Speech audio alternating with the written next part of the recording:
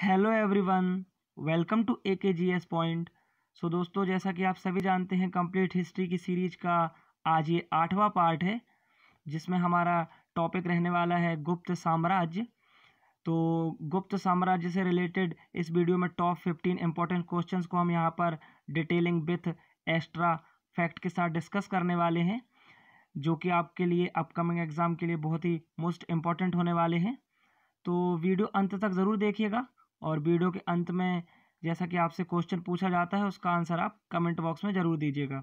और हाँ, यदि आप हमारी वीडियो की PDF प्राप्त करना चाहते हैं तो आप टेलीग्राम से जाकर प्राप्त कर सकते हैं। टेलीग्राम चैनल की लिंक मैंने नीचे डिस्क्रिप्शन बॉक्स में दे रखी है। तो चलिए स्टार्ट करते हैं हम आज का सेशन। और पिछले सेशन में आपसे जो क्वेश्चन पूछा गया था वो था चोलों का राजकीय चिन्ह क्या था, तो इसका करेक्ट आंसर था बाघ। चलिए अब आज का सेशन स्टार्ट करते हैं। आज के सेशन का पहला प्रश्न है कि गुप्त वंश का संस्थापक कौन था। जल्दी से इसका आंसर बताएंगे, कौन था गुप्त वंश का संस्थापक। तो इसका करेक्ट आंसर हो जाएगा श्री गुप्त। श्री गुप्त गुप्त वंश का संस्थापक था।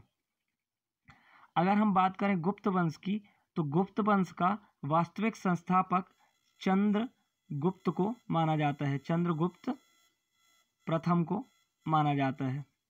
और चंद्रगुप्त प्रथम का शासनकाल क्या है? 319 से 330 ईस्वी। और जो गुप्त काल है, गुप्त काल को भारतीय संस्कृति का स्वर्ण युग भी कहते हैं, ये भी आप याद रखें। बात करते हैं नेक्स्ट क्वेश्चन की। तो गुप्त वंश के किस शासक ने सर्वप्रथम महाराजाधिराज की उपाधि धारण की थी? तो गुप्त वंश का कौन सा शासक था जिसने महाराज राजाधिराज की उपाधि सबसे पहले धारण की थी? तो इसका करेक्ट आंसर क्या हो जाएगा? इसका करेक्ट आंसर हो जाएगा चंद्रगुप्त प्रथम, जिसके बारे में मैंने आपको पिछले क्वेश्चन में बताया कि इसका शासनकाल क्या था। तो इसका शासनकाल था 319 से 330 ईसा पूर्व, ये भी आप याद रखें। चलिए बात करते हैं नेक्स्ट क्वेश्चन की। तो अगला क्वेश्चन है कि गुप्त शासकों की दरबारी भाषा क्या थी? तो गुप्त शासकों की दरबारी भाषा कौन सी थी? तो इसका करेक्ट आंसर क्या हो जाएगा? इसका करेक्ट आंसर हो जाएगा संस्कृत। गुप्त शासकों की दरबारी भाषा संस्कृत थी। चलिए बात करते हैं अगले क्वेश्चन की। तो भारत का नेपोलियन किसे कहा जाता है? तो किसे कहा जाता है भारत का नेपोलियन? तो भारत का नेपोलियन कहा जाता है समुद्रगुप्त को। तो समुद्रगुप्त ने उत्तर भारत के 9 शासकों को पराजित किया था, जिसकी वजह से प्रभावित होकर विंसेंट स्मिथ ने इसे भारत का नेपोलियन कहा। अब ये क्वेश्चन भी आपके लिए इंपॉर्टेंट हो जाता है कि समुद्रगुप्त को भारत का नेपोलियन किसने कहा था। तो ये भी आप याद रखेंगे, विंसेंट स्मिथ। ये भी क्वेश्चन में पूछा जाता है कि समुद्रगुप्त को भारत का नेपोलियन किसने कहा था। तो इसका आंसर क्या हो जाएगा? Vincent Smith. चलिए बात करते हैं अगले क्वेश्चन की। तो चीनी यात्री फरयान किसके शासनकाल में भारत आया था? तो फरयान किसके शासनकाल में भारत आया था? तो इसका करेक्ट आंसर क्या हो जाएगा? चंद्रगुप्त द्वितीय के शासनकाल में वो भारत आया था। आइए इसकी डिटेल जान लेते हैं। तो चीनी यात्री फरहान गुप्त नरेश चंद्रगुप्त द्वितीय, जिनका शासनकाल था 375 से 415 ईसा पूर्व के दरबार में आया था। उसने गुप्तकालीन भारत की सामाजिक, धार्मिक और आर्थिक स्थिति का विवरण दिया है। अब यहाँ बात आई है चीन की, क्योंकि वो चीनी यात्री था। तो चीन की कैपिटल क्या है? तो चीन की कैपिटल है बीजिंग। वहाँ के राष्ट्रपति कौन है? तो वहाँ के राष्ट्रपति हैं शी जिनपिंग। ये भी आप याद रखें। चलिए बात करते हैं अगले क्वेश्चन की। तो विद्वानों के अनुसार कालिदास बराहमिहिर किसके नवरत्नों में शामिल थे?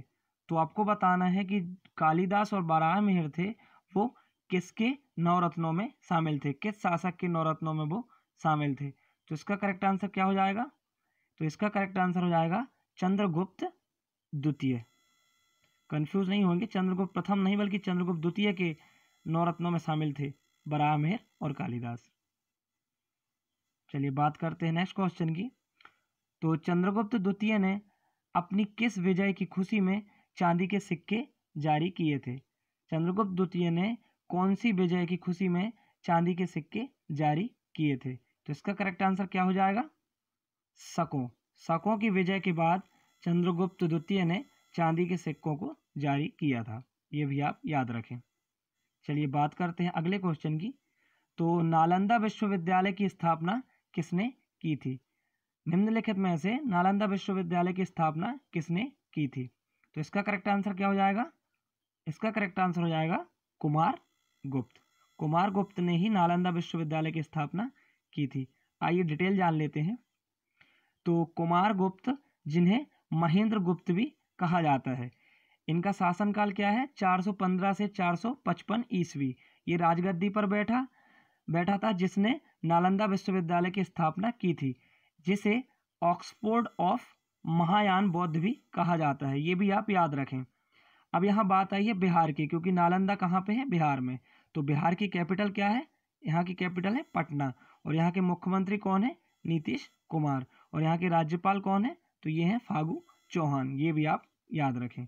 चलिए बात करते हैं अगले क्वेश्चन की। तो किस गुप्त शासक के गद्दी पर बैठते ही हूणों के आक्रमण का सामना करना पड़ा था? वो कौन सा गुप्त शासक था जिसे गद्दी पर बैठते ही हूणों के आक्रमण का सामना करना पड़ा था? तो कौन सा शासक था? तो वो था स्कंद गुप्त। आइए डिटेल जान लेते हैं। तो कुमार गुप्त के बाद स्कंद गुप्त 455 से 467 ईसा में राजगद्दी पर बैठा। स्कंद गुप्त के गद्दी पर बैठते ही हूणों के आक्रमण का सामना करना पड़ा। हूणों के आक्रमण से गुप्त राजवंश ही अत्यंत विचलित हुआ। स्कंद गुप्त ने गिरनार पर्वत पर स्थित सुदर्शन झील का पुनर्निर्माण कराया। ये क्वेश्चन आपके लिए इंपॉर्टेंट है। कौन सी झील का निर्माण कराया था स्कंद गुप्त ने पुनर्निर्माण? तो ये थी सुदर्शन झील, ये भी आप याद रखें।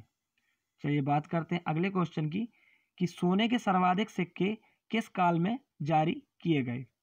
तो किस काल में जारी किए गए सोने के सर्वाधिक सिक्के? तो ये जारी किए गए गुप्त काल में।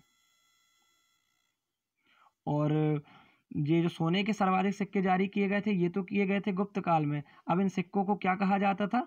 तो इन सिक्कों को कहा जाता था दीनार। इन सोनों के सिक्कों को दीनार कहा जाता था, ये भी आप याद रखें। चलिए बात करते हैं अगले क्वेश्चन की। तो गुप्त काल में आय व्यय लेखन कार्य करने वालों को क्या कहा जाता था? तो जो आय व्यय और लेखन के कार्य करते थे गुप्त काल में, उन्हें क्या कहा जाता था? तो उन्हें कहा जाता था कायस्थ। चलिए बात करते हैं अगले क्वेश्चन की। तो बाल विवाह की प्रथा किस काल से प्रारंभ हुई थी? तो किस काल से प्रारंभ हुई थी बाल विवाह की प्रथा? तो ये प्रथा प्रारंभ हुई थी गुप्त काल से। आइए डिटेल जान लेते हैं। तो बाल विवाह की प्रथा गुप्त काल में प्रारंभ हुई और प्रथम सती होने का प्रमाण 510 ईसा में एरण अभिलेख से मिलता है। ये आप याद रखें कि जो सती होने का प्रमाण है, ये भी सबसे पहले गुप्त काल में ही किस अभिलेख से प्राप्त होता है? तो एरण अभिलेख से प्राप्त होता है। एवं गुप्त वंश का व्यक्तिगत धर्म वैष्णव धर्म था एवं इनका राजकीय चिन्ह गरुड़ था, ये भी आप याद रखें। चलिए बात करते हैं अगले क्वेश्चन की। तो गुप्त संबंध किसने चलाया था? किसने चलाया था गुप्त संबंध? तो इसका करेक्ट आंसर हो जाएगा चंद्रगुप्त प्रथम ने गुप्त संबंध को चालू किया था। चलिए बात करते हैं अगले क्वेश्चन की। तो निम्नलिखित में से कौन सी रचना कालिदास की नहीं है? याद रखिएगा, यहाँ नहीं है पूछा है कि कौन सी रचना निम्नलिखित में से कालिदास की नहीं है। तो इसका आंसर हो जाएगा जानकी हरण। बाकी जो 3 रचनाएं हैं ये सभी कालिदास द्वारा लिखित हैं। चलिए बात करते हैं अगले क्वेश्चन की। तो अजंता गुफाओं की जैसी गुफाएं मध्य प्रदेश में कहाँ हैं? ध्यान रखिएगा, यहाँ पूछा है कि अजंता की गुफाओं जैसी ही गुफाएं मध्य प्रदेश में किस स्थान पर हैं? तो कहाँ है ये है बाघ। ये बाघ कहाँ है? तो ये मध्य प्रदेश के धार जिले में स्थित है। कहाँ पे स्थित है ये बाग? तो ये धार जिले में है। आइए डिटेल जान लेते हैं। तो अजंता और एलोरा की गुफाएं जो हैं वो कहाँ पे हैं? तो ये तो हैं औरंगाबाद महाराष्ट्र में स्थित हैं। एवं अजंता जैसी गुफाएं मध्य प्रदेश के धार जिले में बाग स्थान पर स्थित है। याद रखें, यदि अजंता और एलोरा की गुफाएं पूछे तो ये कहाँ पर स्थित है? औरंगाबाद महाराष्ट्र में। लेकिन अजंता जैसी गुफाएं ये कहाँ है? मध्य प्रदेश के धार में। अब यहाँ पर बात आई है महाराष्ट्र की, तो महाराष्ट्र के बारे में जान लेते हैं। महाराष्ट्र की कैपिटल क्या है, राजधानी क्या है? तो ये है मुंबई। यहाँ के मुख्यमंत्री कौन है वर्तमान में? तो ये है उद्धव ठाकरे। और यहाँ के राज्यपाल कौन है? तो ये है भगत सिंह कोश्यारी। ये भी आप याद रखें। तो आज का आपके लिए प्रश्न है कि किस गुप्त शासक ने दक्षिणापथ में स्थित 12 राज्य पर धर्म विजय की थी? इसका आंसर आपको कमेंट बॉक्स में देना है। तो दोस्तों आज की वीडियो में बस इतना ही। यदि आपको वीडियो अच्छी लगी है तो वीडियो को लाइक एंड शेयर कर दें, अपने जितने भी फ्रेंड्स और स्टडी रिलेटेड ग्रुप हैं उनमें शेयर कर दें। और यदि आपने अभी तक हमारे चैनल को सब्सक्राइब नहीं किया है तो चैनल को सब्सक्राइब कर लें। और मिलते हैं आपसे अगले